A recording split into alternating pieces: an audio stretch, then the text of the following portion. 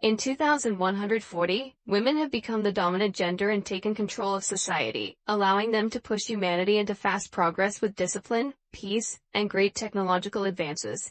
Instead of living in cities, they've created a colony in the countryside, and an AI housekeeper takes care of all the chores like cooking, checking on the owner's health, and making new clothing for them. There isn't any kind of violence, and fines are given for minor offenses like using the wrong can for the trash. Thanks to all this, the average life expectancy is now 150. Their currency is social points, which they earn by being obedient and lose by misbehaving. There are also breaks taken just to have a hug. History teacher Radha tells the class about how the world was when men dominated society. They only brought hate and violence that resulted in wars and climate change. Then in 2030, during a conflict between the United States and North Korea, some scientists developed a virus to destroy all the men in the US military. However, the virus quickly spread to the rest of the world and ended up killing 99% of the male population. That's when women took over and reversed all the damage done by men, making Earth a better place to live in. Nowadays, male babies are extremely rare, and when one is born, he's sent to the slums. The male population is seen as apes for having little intelligence, being dirty, and only being interested in intercourse and violence. They also only live around 30 years. Mila is curious about the slums, and Radha takes the girls on a class trip. The slums happen to be old cities, which have very primitive technology and access to only the basic necessities. In these slums lives Jara, a guy who is desperate to do the naughty with a woman. There's also Baron, the leader of the slums. He wants to start an uprising against the women and often gives speeches to get the other guys to support him. Today's speech gets interrupted by the arrival of Radha and her class, and the men get angry when they realize they're being treated like a zoo. One of them pulls down his pants as a prank, but a girl misunderstands it as a greeting and responds by lifting her skirt. The men are starting to get excited, so Radha sends the girls back to the bus, only to notice Mila is missing. Radha rushes to find Mila and finds her staring at a duck because she never saw an animal before, since they're forbidden in the colony. Jara suddenly startles them by killing the animal, and when their screams get the attention of a guy, Jara immediately hides them. Once the man is gone, Jara kisses Radha, who panics and blows her emergency whistle. The noise makes Jara's head hurt, but it also gives away their location, and soon the men find them. They're taken to see Baron, who decides to organize a slapping competition, and the winner gets to do it with the women. Wanting to protect them, Jara enters the competition and gets nervous when his opponent turns out to be a giant. Jara's slap is weak and does nothing to the man, who immediately reacts with his own slap.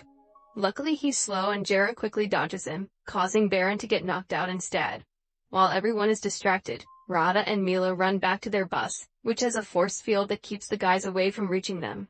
While the girls escape on the bus, Jara runs away too because Baron's men want to punish him. Sometime later, a bus stops by the slums to get some batteries, and after it takes off, Jara reveals to be hiding in the battery barrels. He meets the bus owner Yuli, who works as a seed keeper, meaning he's one of the few privileged men allowed to impregnate women. The bus is on autopilot and can't stop, so Yuli agrees to let Jara out when they make it to the colony. While they chat, Yuli drinks a lot of Jara's moonshine and gets so drunk that he ends up jumping out of the bus into the forest.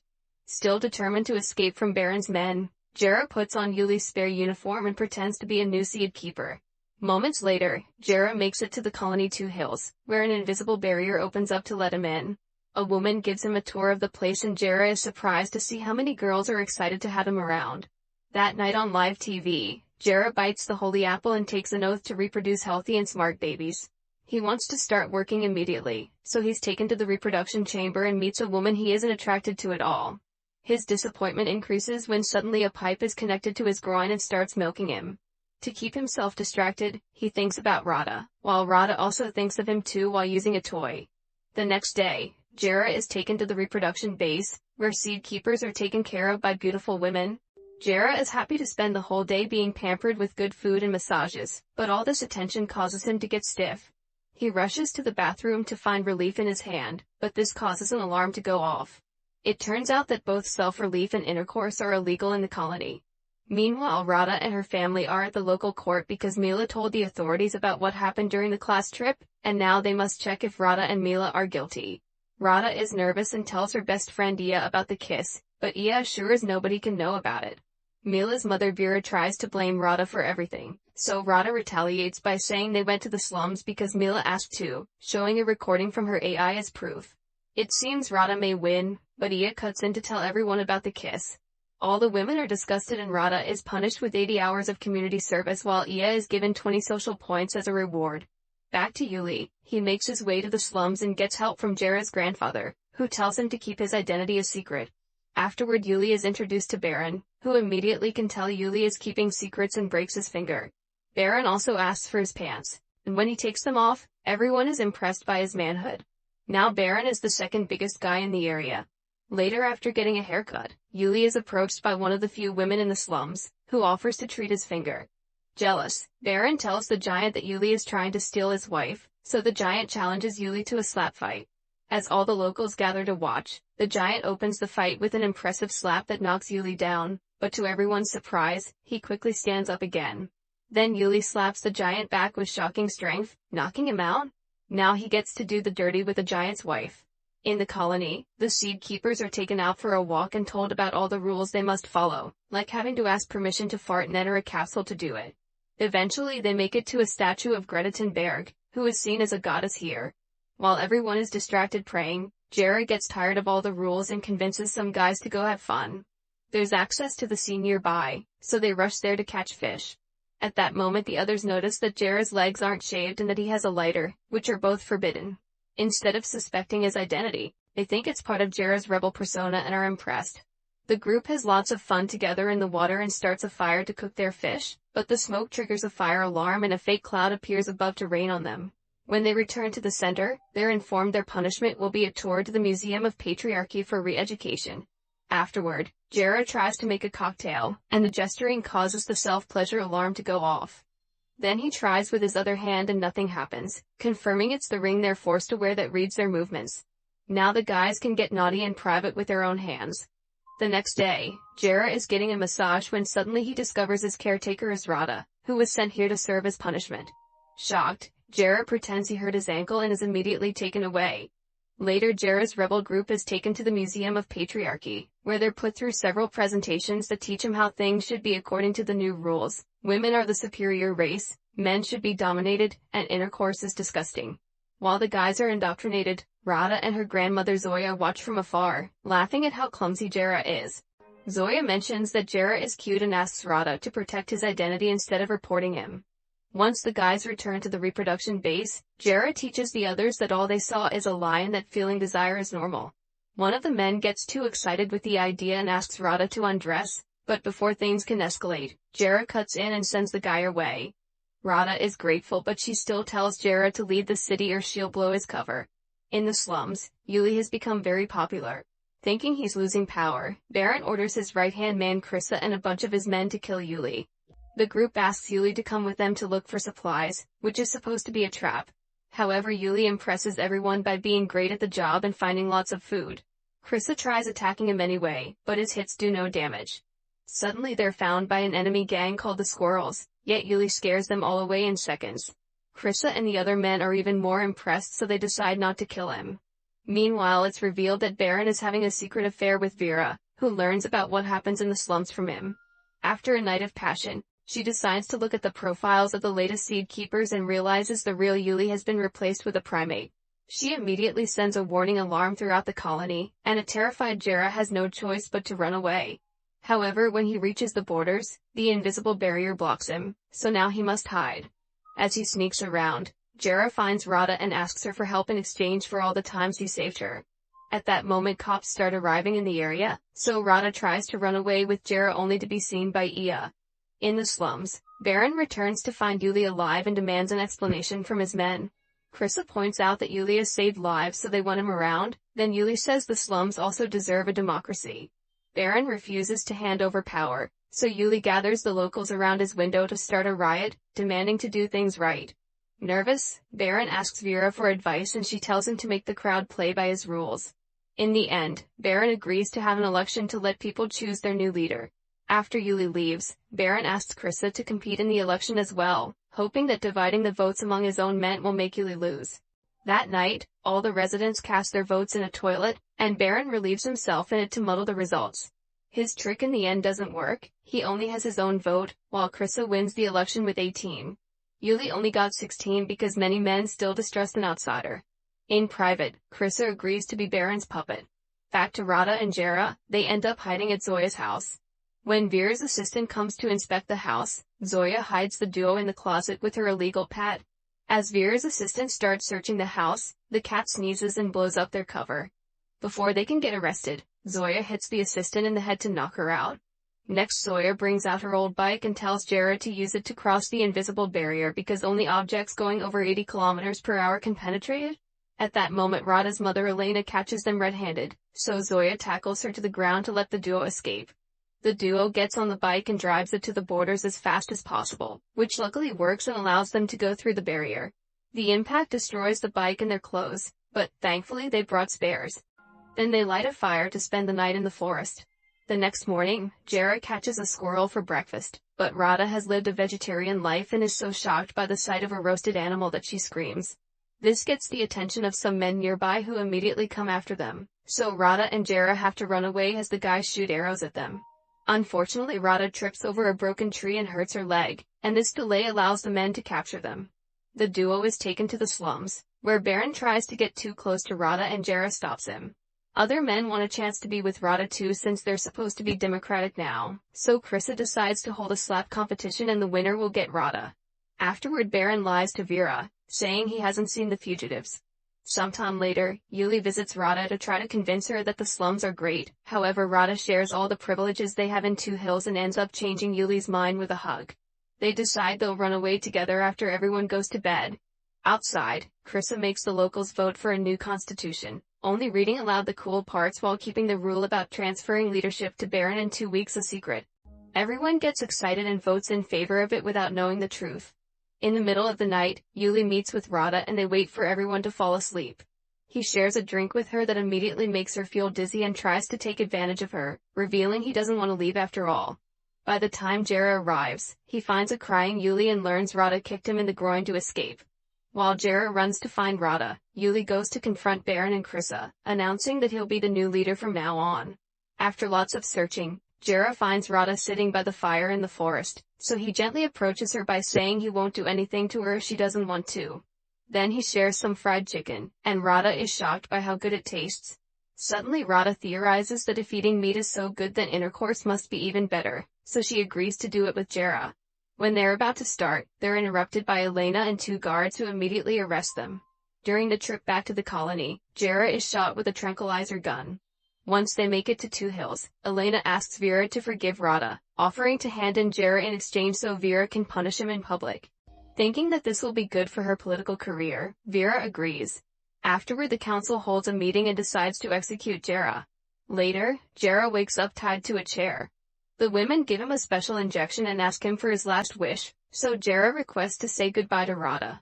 Touched by these words, Rada runs to him and kisses him. Unfortunately, this is only a vision he's having in a confinement room, where very advanced machines are being used to keep track of his thoughts. His fantasies are played on TV so everyone can learn how nasty men are, and the illusions even show ads. Meanwhile, Ia goes to see Rada and shows her Jera's vision of their kiss, causing Rada to go to the other seed keepers and convince them to help her rescue Jera. Soon they all arrive at the council building to ask for Jera's freedom. At the same time, Jera is getting his second injection and sees a vision of a glowing wheel that decides his fate will be becoming a plastic bag so he's free to fly. Seeing this, the other seed keepers call out the women's cruelty and threaten to boycott the production of seed until Jera is released. Vera comes out and tries to prove that Jera is a primate who doesn't belong in civilization, but nobody believes her because his thoughts are gentle, like the vision he's now having of Rada and himself in the ending of Titanic. Not wanting to lose the seed production, Vera offers to free Jera but only if someone takes responsibility for him and his future actions, and Rada volunteers to do so, taking an oath on an apple. Elena does the same thing to protect her daughter. Afterward, Rada goes to the execution chamber and finally brings Jera out to then take him to a guest house. Jera tries to use the chance to get busy with her, but Rada walks away because she isn't in the mood after all this mess. Moments later, Rada comes back and kisses Jera before they finally get busy. However, as soon as they're done, Rada goes to the bathroom to use a toy to finish. Jera follows her and tries to apologize for having failed her, only to suddenly wake up and realize it was all a dream. While Jera tries to understand all the machines around the house, Rada and Elena come to explain a few things. They've got him 300 social points in his ring. If he breaks the rules, he'll lose points, and if he reaches 0 all of them will be punished. Jera immediately loses 13 points for not finishing his breakfast and using foul language. Rada and Jera leave together for the day and walk around the colony, where Jera keeps being discriminated against for being a primate. They end up joining a volleyball game, but Jera's competitive spirit isn't normal around here and causes the girls to fight each other. Meanwhile, Elena decides to run for colony leader in the upcoming election and starts by buying the Seed Keepers' votes. She brings them lots of gifts and promises to make intercourse legal if she wins, showing them her chest to prove it. In the slums, Yuli finds a letter from Jera, who explains he ran away with Rada. Furious, Yuli breaks a table and gets drunk. While fooling around in Baron's office, he finds a weird lock and destroys it to find the ring Baron used to communicate with Vera. Suddenly the power goes out and everyone goes to Yuli for a solution. When he hears that Baron had contacts in the city, he tries the ring and talks to Vera, who immediately hangs up on him. At that moment a bee flies by and Yuli immediately follows it to find the beehive. Honey is rare nowadays, so Julius brings the hive down to fill a jar, and the bees end up stinging him multiple times. In the evening he meets with Vera and gives her the honey, but instead of asking for electricity, he asks to be sent back to Two Hills. Nearby, Baron and Chris are scavenging for food and end up finding a car plus a skeleton with a gun. Then they fix the power and return to the slums, where they regain power thanks to the gun. When the squirrels come by to pick up a fight, Baron tries to stop them with his gun, but they have bigger weapons and aren't scared. To make them leave, Baron lets them have Krissa. In the meantime, Elena makes Jera help a dead bird's eggs hatch to improve his reputation with the local women as part of her campaign. At that moment, everyone receives a ring message asking them to look at the news. The group does so and discovers Yuli complaining about the way men live, blaming Jera for getting lost while on the job. Jera tries to share the truth, but the women don't believe him and abandon him. Afterward, Yuli is welcomed back as a seed keeper, and Vera orders Rada to serve Yuli until he's healthy again. While Rada takes care of Yuli, he confesses that he lied and only said those things because Vera made him to. Rada promises that Elena can help Yuli if he keeps up this honesty later, and he reluctantly agrees. After Rada leaves, Jera arrives to call Yuli out for his lies, but all his cursing causes his social points to go down and he's forced to stop. Yuli just leaves and Jera destroys an apple in anger. Later, when Jera returns to his apartment with Rada and Elena, he's surprised to see the councilwomen waiting. They're here to accuse Jera of destroying an apple, which is the symbol of their society and therefore blasphemy. The video is even played on national TV so everyone can see it. After 100 social points are taken from his wallet, Jera is also accused of harassment, so more points are taken and his wallet reaches 0. The council gets ready to kick Jera out, but at the last second, he receives a point from an anonymous donation. At that moment the birds hatch, so a bunch of women start donating points to us thanks for his help. The council has no choice but to leave. Sometime later, Jera puts on what he considers nice clothes and tries to flirt with Rada, even donating a point to her beauty.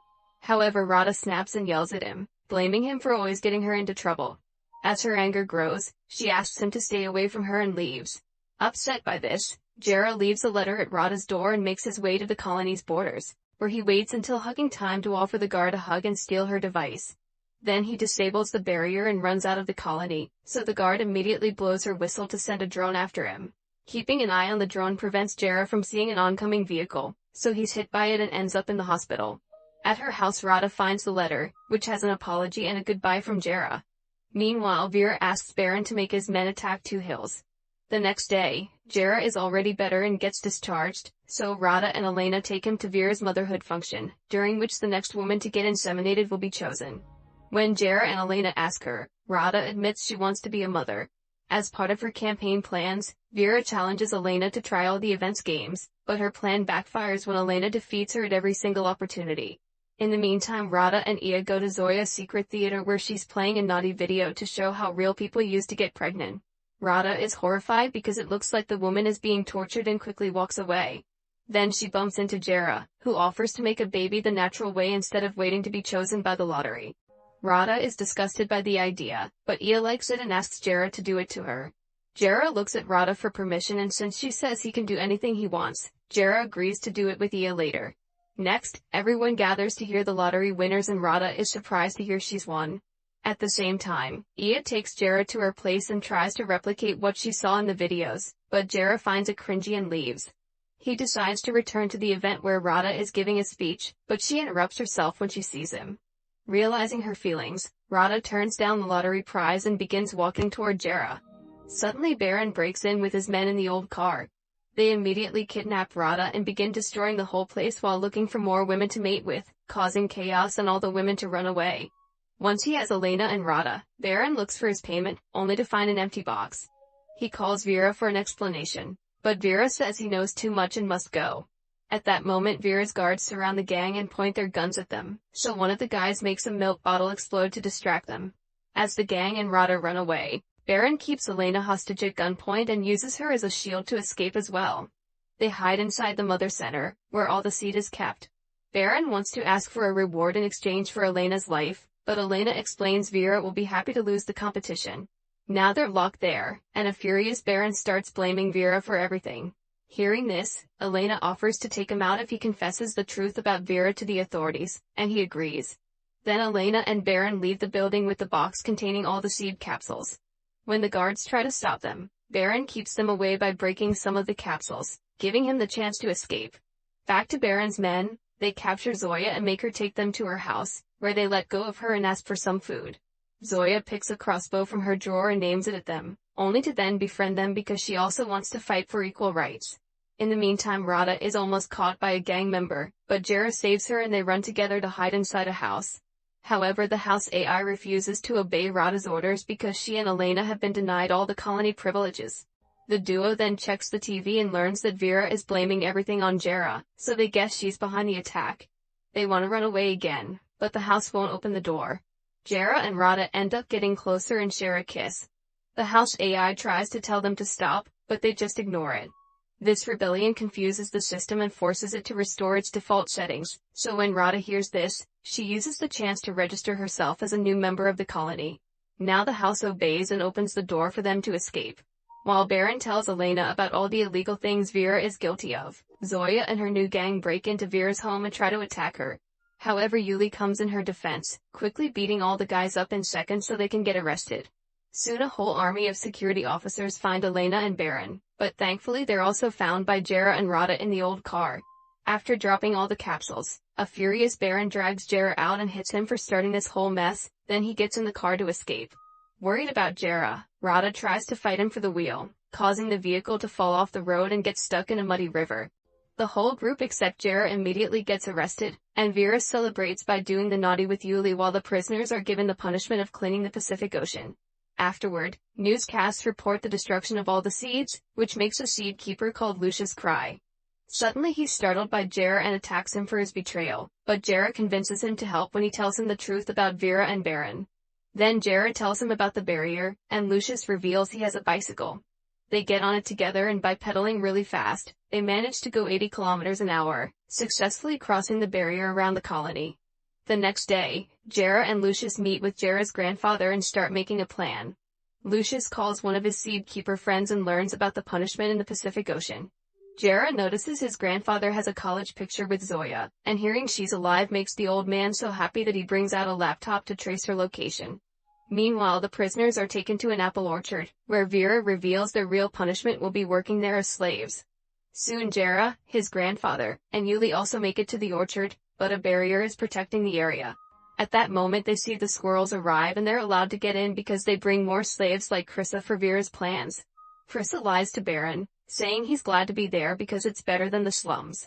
He also says that using the trash cans may be a good idea to escape and Baron believes him so he hides in the trash. When the squirrels leave, they stop in the middle of the road when they find Jera pretending to be a drunk hobo. They immediately capture him and take him to Katya, who adopts Jera as one of his naughty dogs. Later Katya takes all his dogs with her to visit Vera at the orchard, and the dogs are tied up outside while the women share dinner. Jera sees Rada and gets her Lucius ring so she can record the crimes happening here. In the evening while Vera and Katya have a party with the dogs, Rada sneaks into their tent and tries to record everything. However, the party is interrupted when Yuli recognizes Jera because of his tattoo. Vera pushes him away in disgust and the movement moves away the curtains, revealing Rada as well. The guards immediately take them both outside and take the ring, only to discover a few pictures of the party did reach the colony. Vera has no choice but to go back to do damage control. In the colony, Ia shows the leaked pictures of Vera and Claudia to other women, only to be interrupted by Vera saying the pictures are fake. Both Vera and Ia start biting on an apple to swear they're telling the truth, so a Supreme Mother decides to make an investigation before making any decisions. Now Vera has to rush to her office to destroy all the party stuff she keeps hidden, but the Supreme Mother still wants to investigate the area around the colony. With no other choice, Vera orders for the orchid to be burned down. Meanwhile, Chris's lie accidentally becomes true and Baron manages to escape when an employee takes away the trash cans to be emptied. He jumps out of the can and runs through the forest, where he meets with Jera's grandfather and Julius. At the orchard, Zoya notices Yuli is interested in Rada and convinces her to flirt with him. Yuli falls for it and takes Rada to his tent, where he informs her that Vera has ordered to burn down the orchard. At that moment he's knocked out by Jera, who at the same time is found by the squirrels. The gang gets ready to punish Jera and Rada but is interrupted by the arrival of the trash truck, from which the Baron emerges with a weapon. He shoots down a squirrel and the others back away in fear, giving the prisoners the chance to free themselves. Suddenly Vera presses a button, and the whole orchid goes down in a quick explosion. Sometime later, Vera is elected the new leader of the colony. During the ceremony, her celebration is interrupted by some advertisement, making her realize that she's been arrested and connected to the Thought Machine. The Supreme Mother never trusted her and captured her as soon as she entered Vera's office. The button was never pressed, the prisoners had escaped safely, Elena is elected new leader, and Jera and Rada finally had their first time together. Make sure to subscribe and turn on notifications so you can watch more videos like this. Thanks for watching.